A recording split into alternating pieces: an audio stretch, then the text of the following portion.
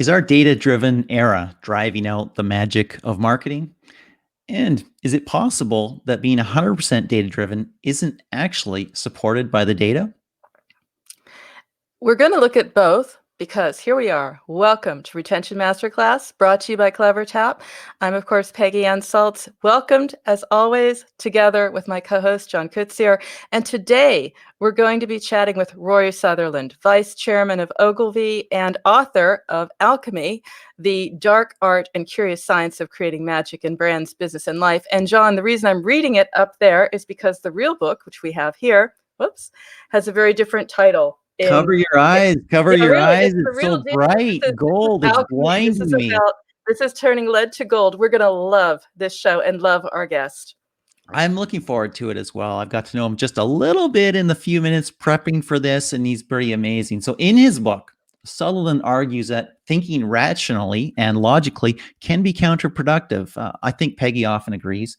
And that marketers who rely on logic may be missing the ideas and inspiration that produce truly effective campaigns. In his TED Talks, which have been viewed over 7 million times, he talks about the need for alchemy. And like the book, shining examples, mysterious, magical. We're going to get deeper into the book. We're going to get deeper into what Rory has to say, and drawing from such a long time in the industry, stories, details, probably a little gossip too, John. Just why is everything better when you unlock and unleash unrational thought? Doesn't that sound exciting? So how could it be a better guest on our show? Wonderful. Well, welcome to Retention Masterclass, Rory. Thank you for joining us. Huge joy to be here. Particularly anything called Retention Masterclass is going to drag me in. A very, very simple reason for this, by the way, which I think is it bears repeating, which is, all right, the idea of a customer journey is a grotesque oversimplification usually. But nonetheless, if you have anything sequential going on in behavior, it makes sense to optimize from the end backwards. Okay, so my argument would be, if you're an organization, get your repeat purchase and your retention fixed before you start worrying about acquisition. Get your conversion fixed before you start worrying about, say, brand advertising. And the reason for that is quite simply, if you haven't got the end right, everything you do further up the funnel is correspondingly less effective. Okay, now think about it this way, if you like. If you're widening a road, okay, there's no point in widening a road if there's a set of badly phased traffic lights 500 yards further on. All you do is you move. Any city planners? Well, I mean, this does happen, by the way, yeah, that you remove a traffic jam from one place and simply recreate it further on down the road. And I suppose this is similar to that thing, Eli Goldrat's whole thing. And I think it's called The Goal, which is his idea of bottleneck theory. But there's no point in widening a bottleneck upstream if there's a remaining bottleneck further downstream. And what I'd criticize advertising for a little bit is, because all the money was in brand communication, all the attention went to that as well.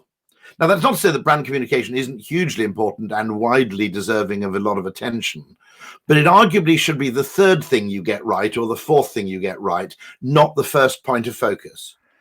Because again, if your website isn't converting very well, or you create customers and they only buy from you once, okay, you could then produce the most brilliant ad campaign in the world and it wouldn't make you very much money. Peggy, Rory is an amazing guest. I mean, he is. I'm just thinking, he's push play. We haven't even asked the question yet, and we haven't done that. But think about it, Sean. What is he saying? I mean, he is actually saying that you have to get retention right at the end. This is our Retention Masterclass. This is the timing in the industry. Think about that and work a bit backwards, which is completely the opposite of what we've heard in the industry up until this time. I mean, you've had an amazing career at Ogilvy, obviously author, more times author, but you're also a little bit of, maybe I've heard you and seen you referred to as the Don of advertising, so a little bit of the mafia thing in there, but maybe I think it's more of a Don Draper, actually, Rory, listening to you. I largely prefer the mafia one, yeah. So maybe we could just backtrack a little bit. I mean, tell me a little bit about that career. I know from a lot of years at Ogilvy, this reputation doesn't come without a reason. I don't know. I mean, I started in direct marketing, which was a very, very happy accident, and worth mentioning because it was lucky in two ways. David Ogilvy always said you should spend some time as a copywriter in direct marketing before you work in advertising, because he thought that the value of simply seeing what works is extraordinarily valuable, and it's much better to start in direct marketing and go to advertising than the other way around. I think also there was something interesting, which was that although we didn't know it at the time, all of us in direct marketing were kind of amateur behavioral scientists or behavioral economists. And we very quickly learned certain things that, for example, very, very small things can make a huge difference. In A/B testing, you learn that ostensibly trivial changes in phraseology or presentation would have an enormous effect on the efficacy of your communication. The other reason it was lucky is I happened to be in Ogilvy and Mather Direct, as it was then called, in Soho Square back in 1988, where it was an assemblage of the most remarkable people to learn from. Naming them quickly, Drayton Bird, Steve Harrison, my own art director for a time, Mike Sim. It was an extraordinary place in the sense that, it was rather like Paris in, kind of 1920, which is everybody interesting was either there already or passed through. And so it was a brilliant place to learn for two reasons, really, the people you could learn from and the particular area of study.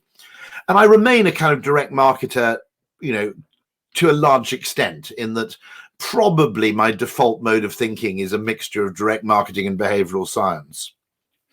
And my argument is that this encourages you to focus on things.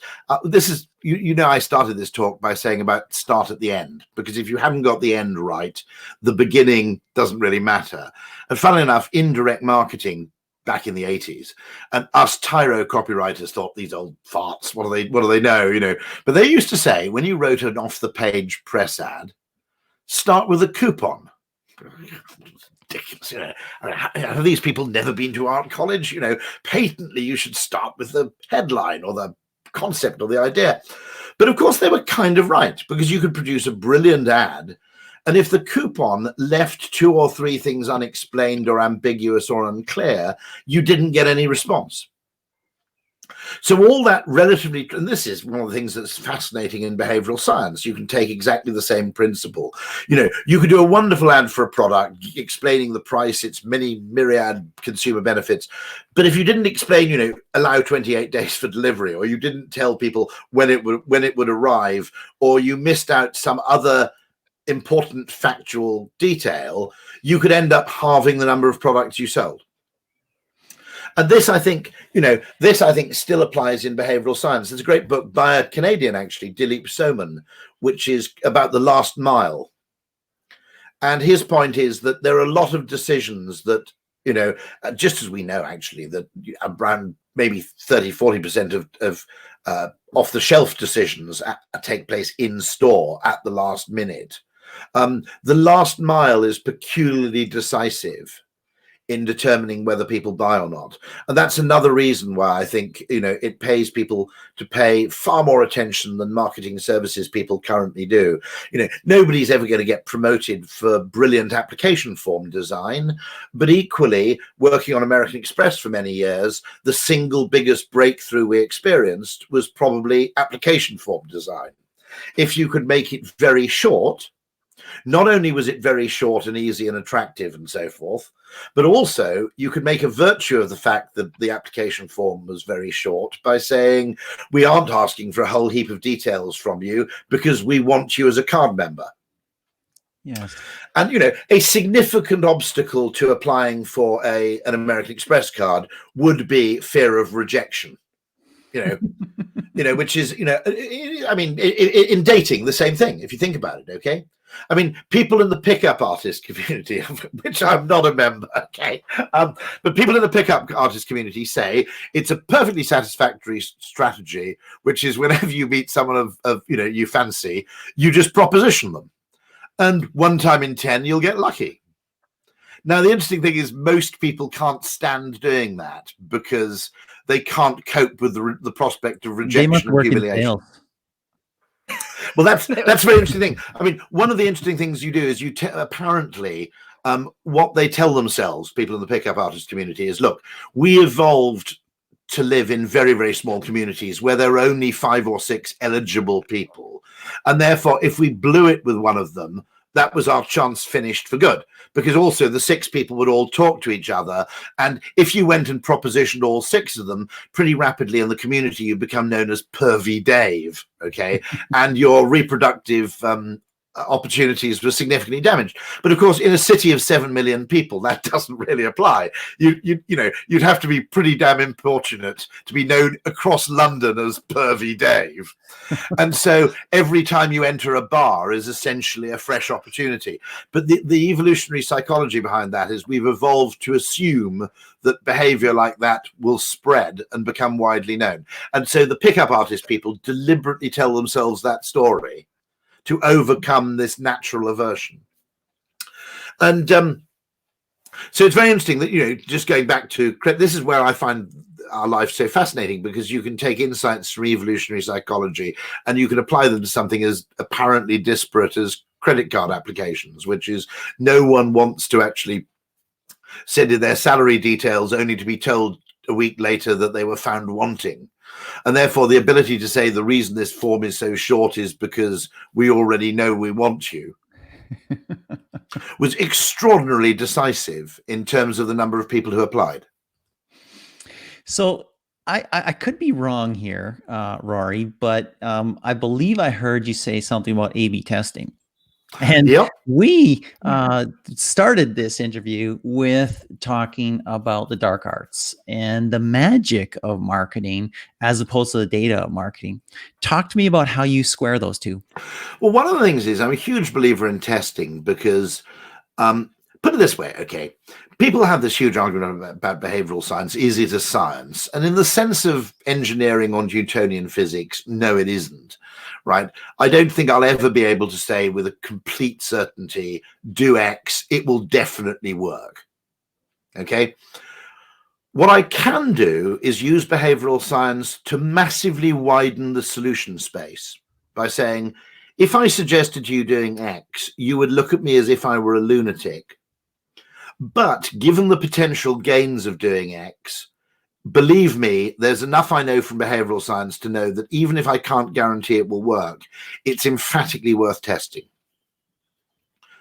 And so my point is that if you confine yourself only to testing the things that you think should be important, okay, you're narrowing your solution space dangerously. And in fact, there's evidence of this, which shows from people in the programmatic space, which shows that the more things you test, the more extraordinary successes emerge. Now, obviously, you expect the relationship to be proportionate. But what's interesting is it's kind of disproportionate. And that's because people only testing 2 things will tend to test something boringly logical, like a price reduction. Yes. Whereas people who are testing 6 things will test something apparently a bit silly or counterintuitive or weird. Can you give an example of that? Well, the fundamental truth, I think, in marketing, and one of the reasons why marketing is very different and why marketing shouldn't attempt to imitate the physical sciences in its degree of certainty, is in psychology, you can create magic. You can't in Newtonian physics, in second law of thermodynamics, energy cannot be created or destroyed. But in psychology, if you change the context of something to a tiny degree, you can completely change its meaning, its emotion, the emotional response it generates, and therefore, for example, the sales it generates. An example would be, Avis is number 2 in rental cars. That's actually an ad for Hertz, standing on its own. You add, so we try harder, and it's an ad for Avis. Suddenly, literally, you've turned lead into gold, because you've turned a weakness into a strength. And you've taken the number 2 aspect of Avis, which in completely rational economic terms, fewer, less economies of scale, we have fewer outlets, less choice of cars, less probability that your car will be available. All those things would tend to say being number 1 in rental cars, particularly in America in the 60s, where they generally thought that scale was glorious, okay? Which had very, very bad effects on American beer for about 30 years, I might add. Okay. Says somebody from the UK. Yeah, funnily enough, I read a paper. One of the reasons I completely lost faith in economics is I read a paper by an American economist entirely about the inefficiencies of the German beer market. And this paper was published, I think, in the late 70s, early 80s. And I was reading this going, but somewhere you have to mention the fact that although Americans can produce beer at a lower cost, the beer isn't that great. Okay. Okay. Genuinely, the Munich Beer Festival is a bit more of a draw than the Milwaukee Beer Festival, if I'm being absolutely honest about this. Okay. Yeah. I'll give you that one. Even now, what's interesting in the United States is once hipsters got involved in brewing, you've gone from being the worst country in which to drink beer, certainly as a proportion of its GDP, to possibly the best. Okay, if someone invited me on a brewery tour of North America, I'd be there in a shot now. Whereas in 1975, we've done that one and that one. I suppose we better do the third one. Okay? Exactly, get all the factories done at once, right? What's interesting because you're talking. What's super interesting because you're talking about data and you're talking about testing different things and seeing different things. The quote that came to my mind, perhaps you recognize it, Arthur C. Clarke. Any sufficiently advanced technology is basically equivalent to magic. Have you? I'm totally. Yeah, no. I mean that is, and the thing that fascinates me actually is I'm by no means a Luddite. The overlap between psychology and behavioral science and technological possibilities. Manifested. I think there are quite a few billion-dollar businesses which think of themselves as tech businesses, owe their success to really using technology to stumble onto maybe intentionally, sometimes accidentally, sometimes they just never realized the extent to which this psychological hack would be decisive. But in the case of Uber, for example, the killer aspect, the killer feature of Uber was really the map. And what that is a very simple thing, which is humans have a great need for certainty.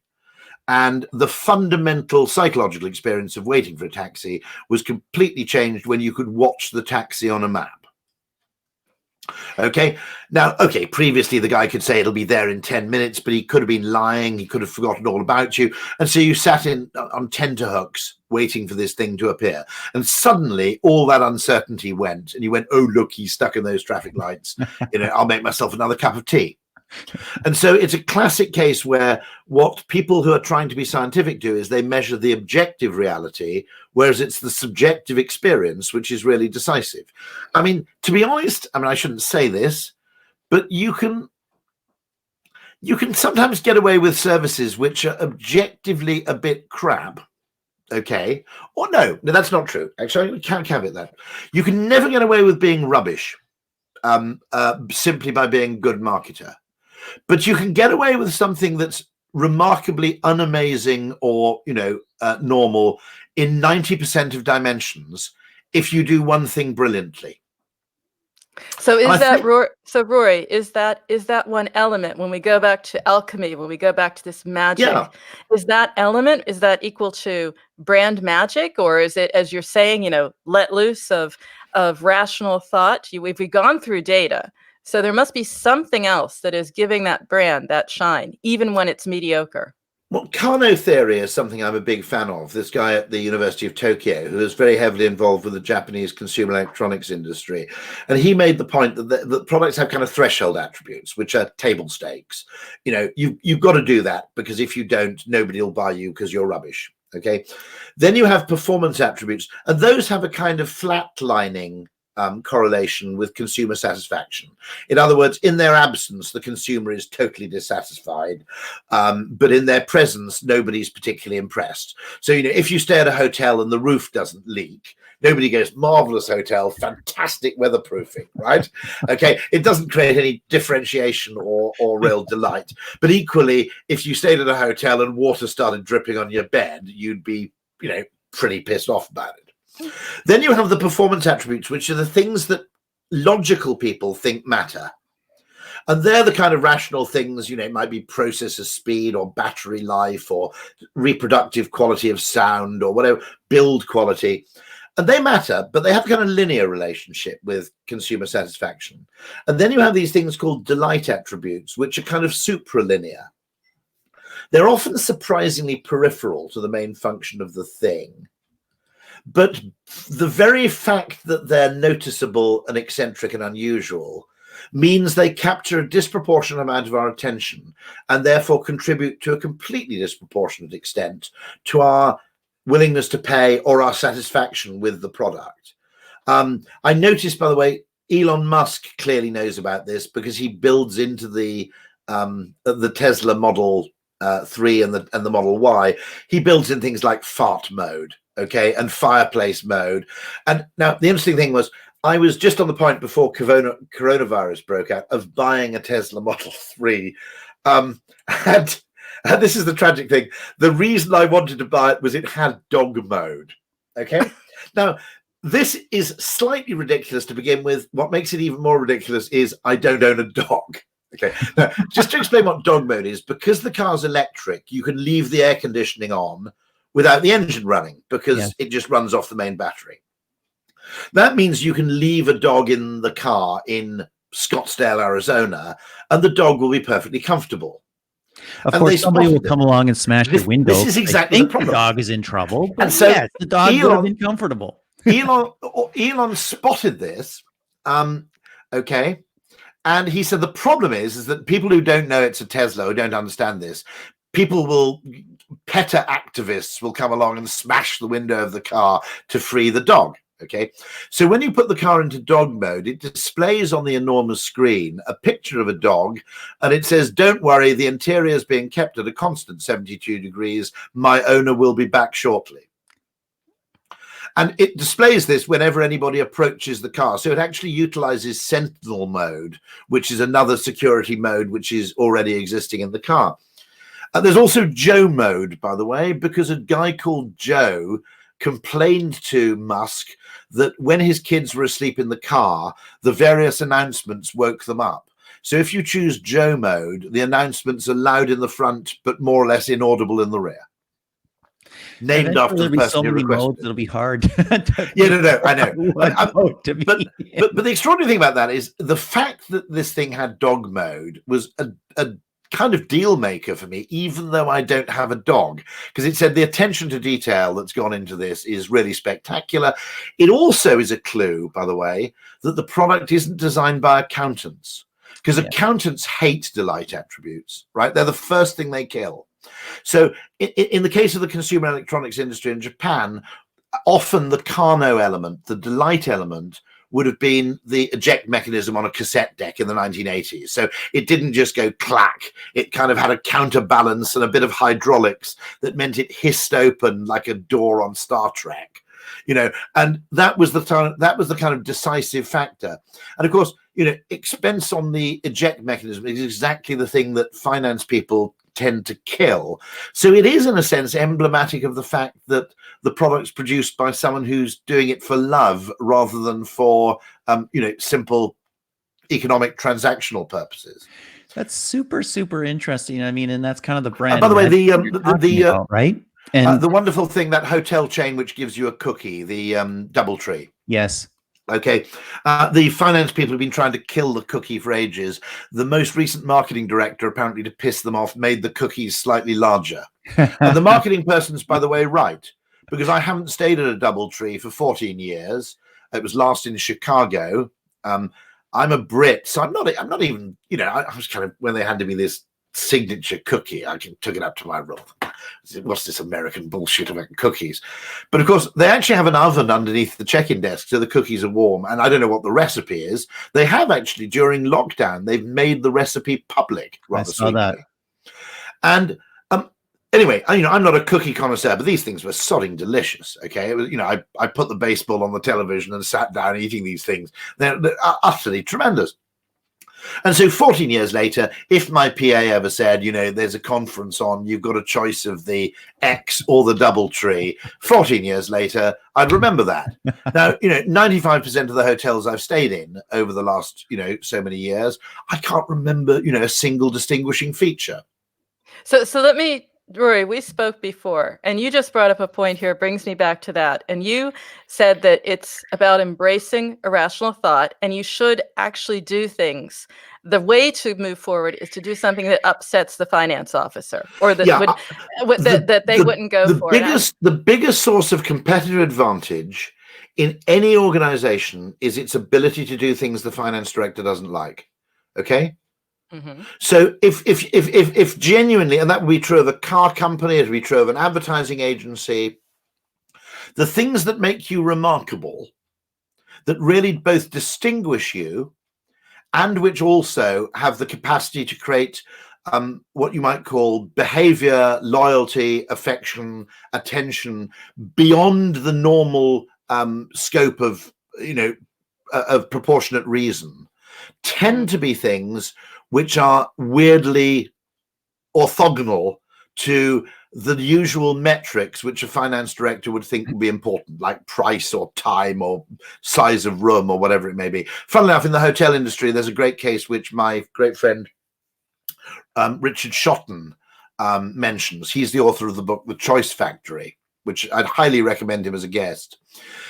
And he talks about the Magic Castle Hotel in Los Angeles. Now, fairly amazingly, okay, now let's be really clear about this. It is very clean. It's clearly very well maintained, but it's a slightly dated architectural hotel in LA, in a very old dated building with a very small swimming pool, which is number 6 on TripAdvisor among Los Angeles hotels, and which also manages to charge a pretty high nightly rate. Okay. And he makes the point that everything about the hotel is good, but 2 or 3 extraordinary things which are fantastic. So they have a thing called a popsicle hotline.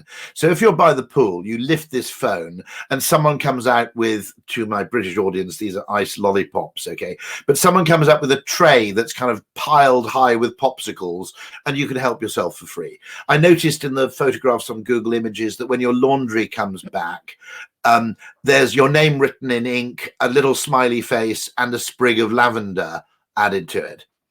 And what they do is they do 3 or 4 things which are kind of disproportionately effective in generating affection and generating general charmingness.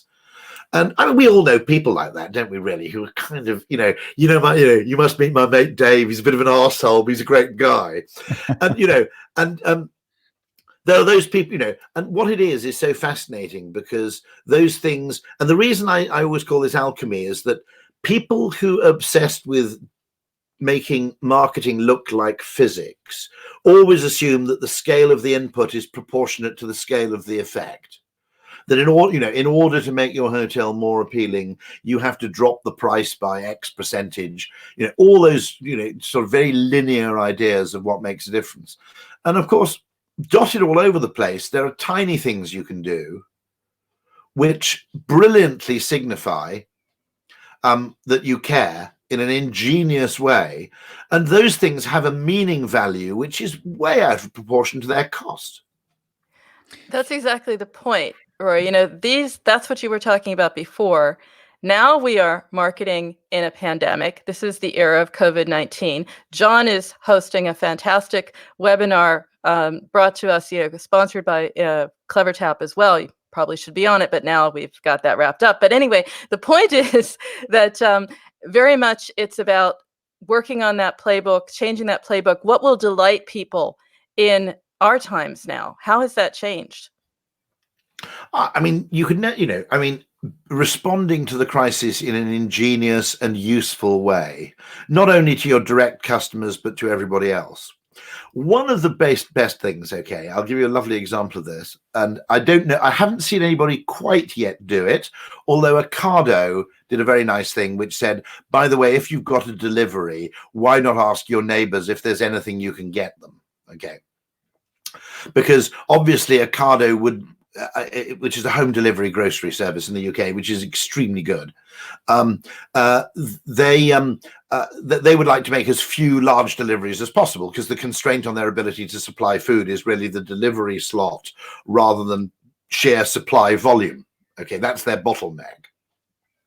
And so if they can get you to order for your neighbors, that's a good thing. Now, one of the most fascinating discoveries in behavioral science, and it's called the Benjamin Franklin effect, after a little story Benjamin Franklin tells, is that strangely, if a brand asks you to do them a favor, simple economic logic would suggest that you would require remuneration for this.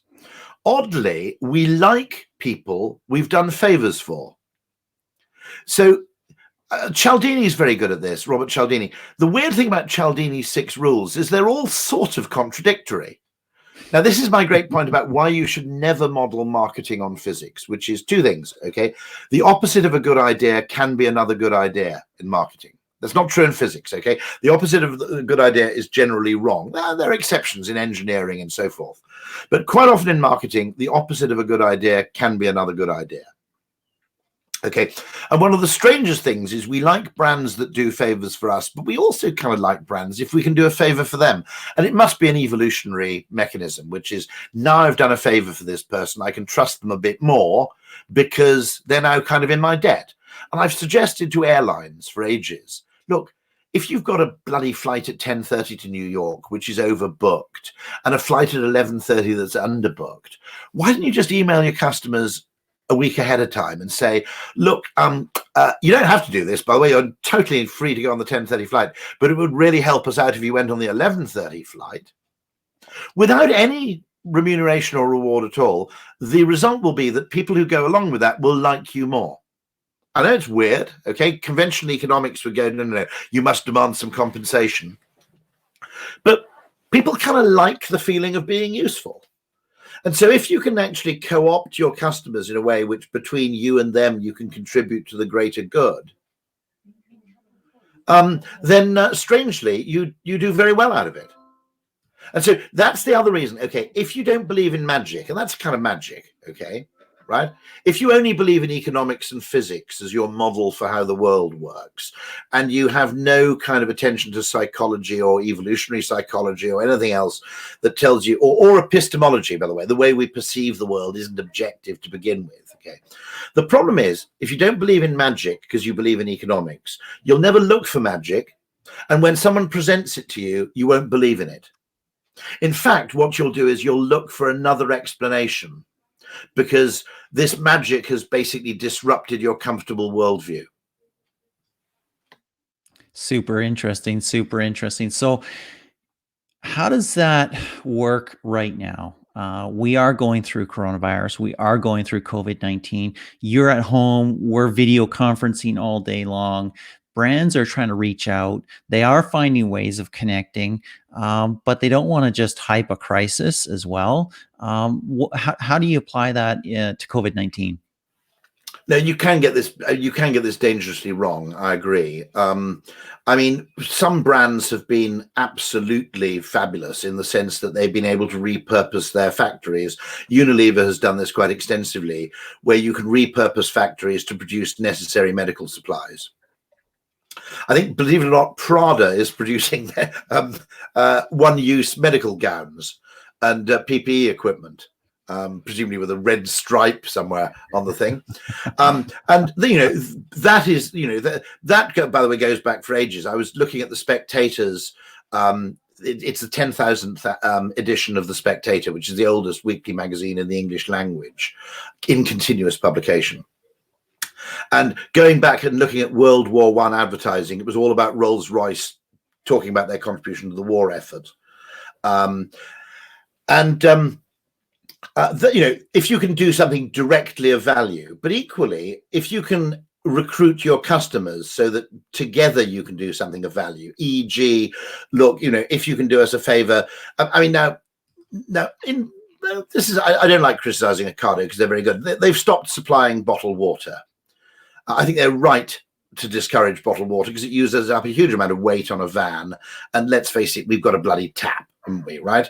Okay, so it's not the best use of van capacity to deliver to a bunch of neurotics in Hampstead who won't drink tap water, their weird spring water that's been shipped all around the world or whatever. It's not a good use of distribution, okay? Now, it might have been a little bit better if they just said, as a favor, we'd prefer you not to. because people probably prefer something that's voluntary to something that's imposed. So I think that business of if you can't do something directly valuable, but you can help your customers engage in pro-social behavior, I think you will reap emotional rewards for that, because we coordination is a valuable function in these cases. Yes, it is. Absolutely. And I love what you said earlier as well about the doing a favor for somebody makes you like them more. Some weird psychological trick. What a brand can do ideally in that scenario is know what somebody wants to do, or know what somebody might be interested in doing or be able to do, and be able to respond to that in advance. Have you seen some examples of that? Have you seen some value in that? Understanding your customer well enough to say, you know what, this person probably wants to do this or might be open to doing that, and I'll give them the opportunity. I mean, a very interesting thing, by the way, which is worthy of mention, is that certainly the online grocery delivery firms were obviously besieged with new customers when this first happened, and they were also essentially flooded with people who'd bought something once in 2018 when they had a garden party but hadn't used the service since. And it's very interesting, by the way. This is where economics and ethical capitalism diverge. It's very interesting. They've given distinctly preferential treatment to their most loyal past customers. And I think in talking about loyalty and retention, there are elements which need to be understood much better, because economics is entirely focused around the one-shot, one-off anonymous transaction. And consumers' minds don't work like that. Consumers' minds have evolved for relational capitalism, not for anonymous transactional capitalism. And therefore, it's worth knowing that every time someone does business with you, and the longer they do business with you, they do have a sense that they are acquiring from you a sense of reciprocal obligation. Now, I'll give you two examples of this. If you run a utility, electricity company, power company, phone company, if you get a letter of complaint, the most common opening paragraph will be, "I have been a customer of yours for X years. Imagine my horror when." Okay. Now, the fact that consumers write that is indicative of the fact that although technically you subscribe 1 year at a time, people do regard longevity of tenure as bringing them significant rights, preferential rights, and not unreasonably, by the way, because the fact that you've been a long-term customer suggests, one, that your future value is longer because you're prepared to be loyal. It also suggests, I think, that your trust, that there's a sort of mutual trust going on, because in game theory, repeat games are more trustworthy and more cooperative than one-shot games. So the second example I always give is, I always use the same local taxi firm. And the reason I do that is because I could get cheaper rates if I rang around every time and asked for competing quotes or whatever.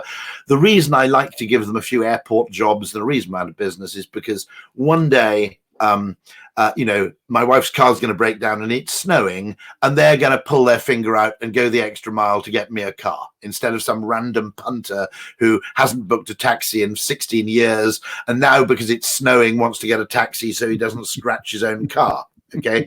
So the fact that actually what's going on in the consumer's head in a relationship is not the same as the balance sheet view of a business. That any business, look, this is why marketing is so important, even in businesses that don't do any marketing, okay? Because marketing isn't actually a function, it's a way of looking at the world.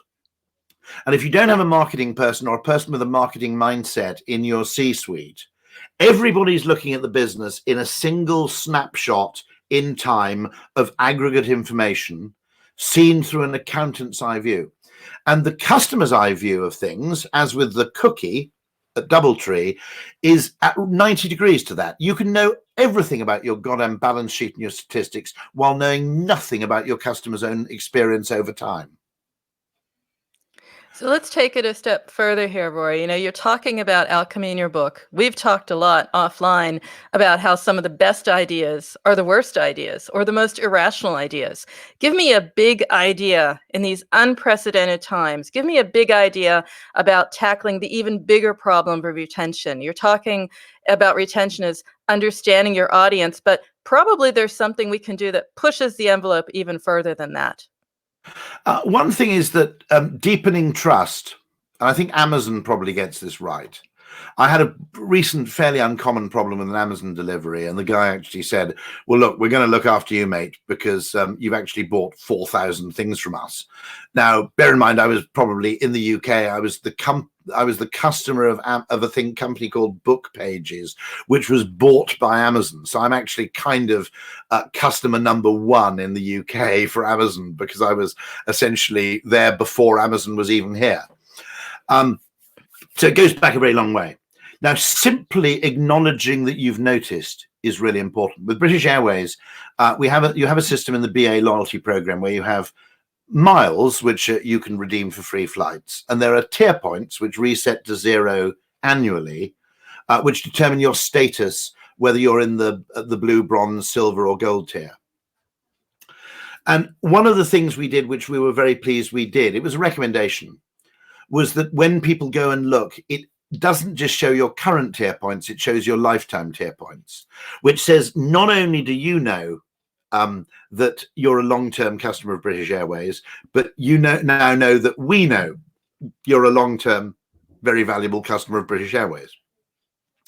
And the point of that is when the points reset to 0 every year, you kind of had the feeling, particularly if you'd redeemed a lot of your air miles to go on holiday. So you had 25,000 air miles and 20 tier points, okay, because you've just taken one flight to Rotterdam or something, right? Probably be 40 actually, but okay, you get my point, okay. And you go, well, I feel like I'm just a tourist. I've spent literally hundreds of thousands of pounds with British Airways, but according to the data I can see on the screen, which is 40 tier points and 20,000 miles, I'm just a tourist. And one of the reasons you're loyal to an organization is that the organization knows you're loyal to it. So there's an awful lot of second order and third order recognition that goes on here. And a lot of organizations aren't very good at doing that. Interestingly, Sky in the UK has a loyalty program, which is entirely due to length of tenure. If you've been with Sky for 10 years, you're in their premium ambassador class, regardless if you've had the cheapest, package all along. Wow. Interesting.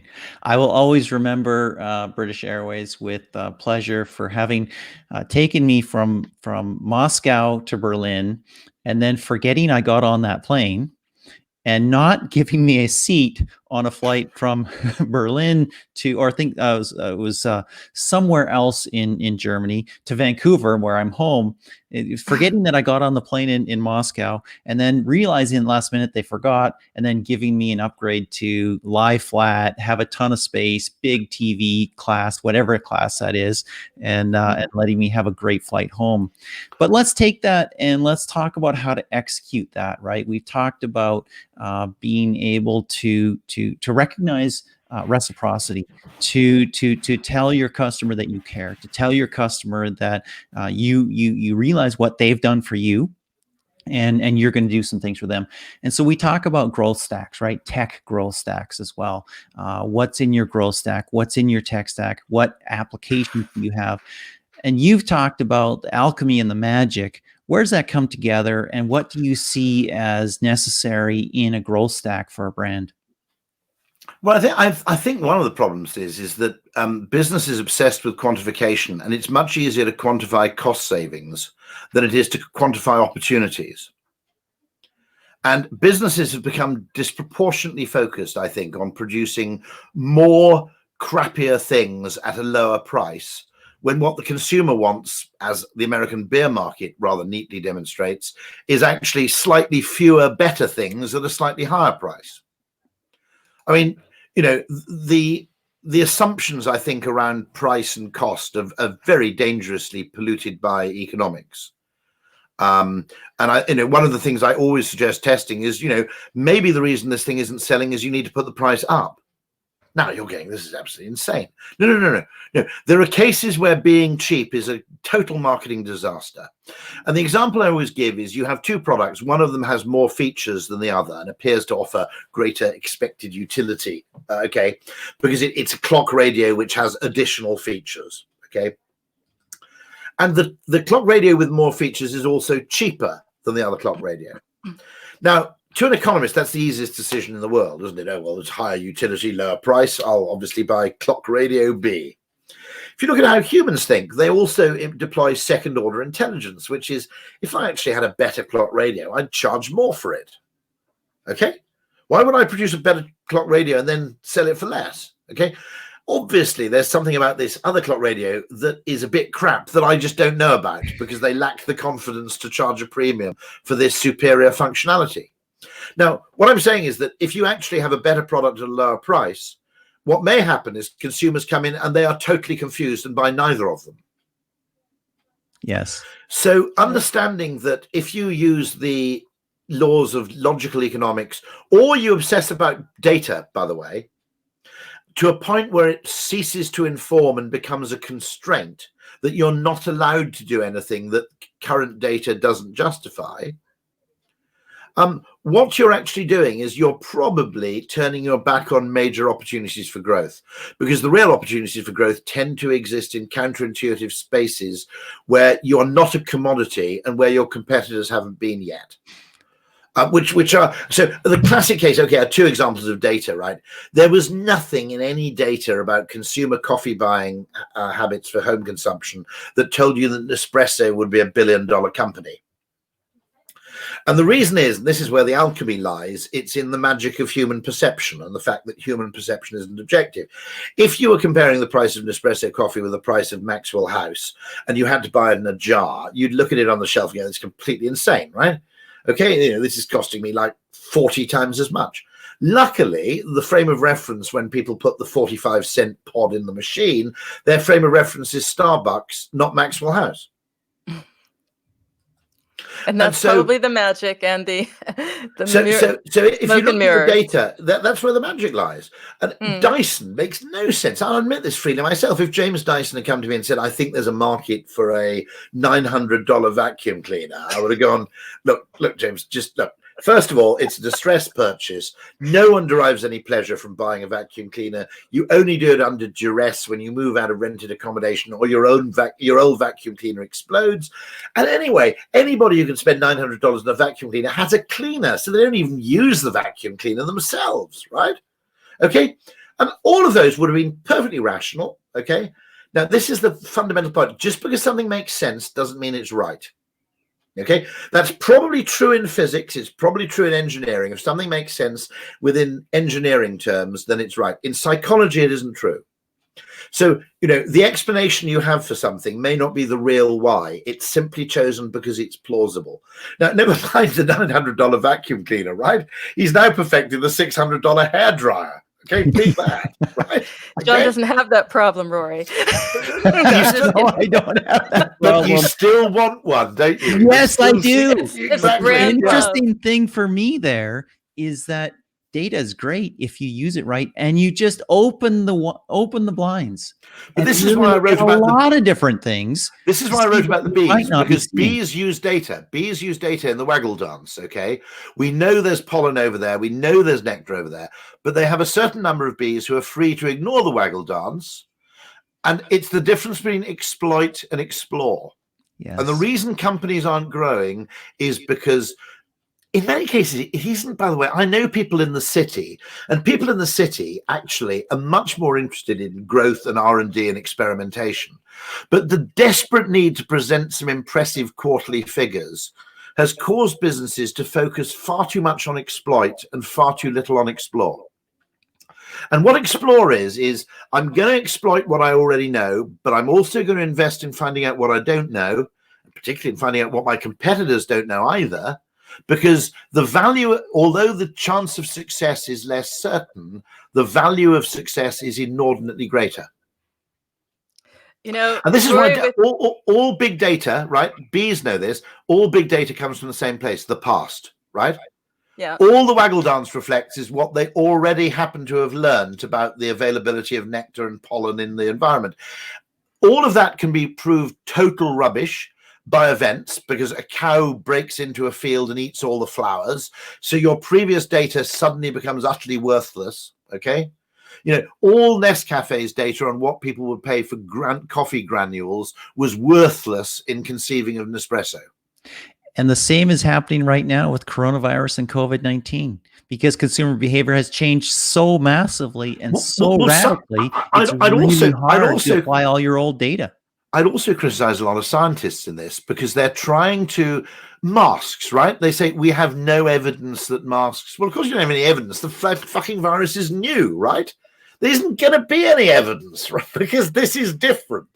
Now, I would much prefer a probabilistic view of the world, which says how likely is it that wearing a mask is actually going to harm you or promote the spread of the disease, right? And I'd say on the balance of probabilities, you use common sense, but you have these scientists who go, no, there's no peer-reviewed science. Well, of course there fucking isn't, right? Okay, because this hasn't happened before. And so one of the things it's led to is it's led to utterly brilliant science. I'm not disputing this, but it's also led to a kind of weird, slightly, almost a kind of mental, how would I describe it? There's a wonderful phrase for it. It kind of a total lack of a kind of mental lockjaw in a way, where people go, I can only make decisions on the basis of approved peer-reviewed science with a p-value of less than 0.05. And of course, a large amount of evolutionary common sense evolved for the very fact that most of the time we're making decisions on inadequate information, inaccurate information, by the way, which is equally important. We don't fully know that, the data from China is absolutely okay. And also we have to actually factor in not just the degree of certainty, but the consequences of being wrong.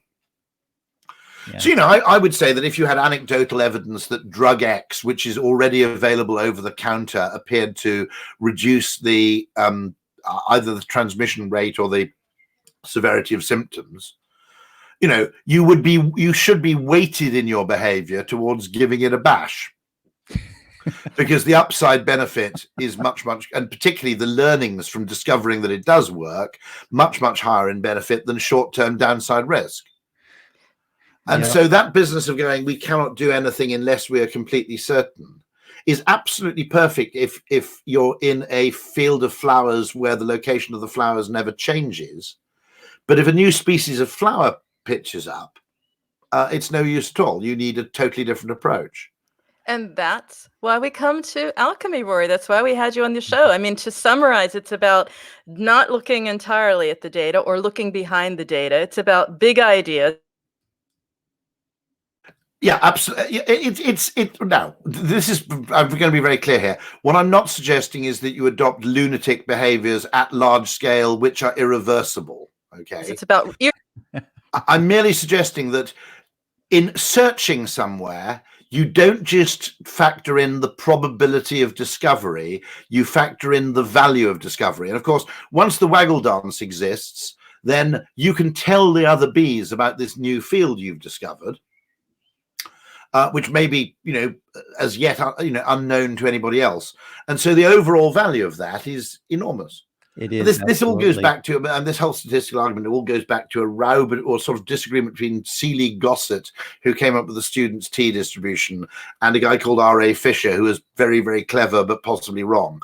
And this whole p-value of less than 0.05 is totally arbitrary, because the degree of certainty you require in a decision depends on the upside consequences and downside consequences, both of being right and being wrong. Absolutely. And so betting the farm on something, you want a huge degree of certainty. But if actually, the French, in credit, they're looking at this question that nicotine prevents transmission or reduces significantly the chance of catching it.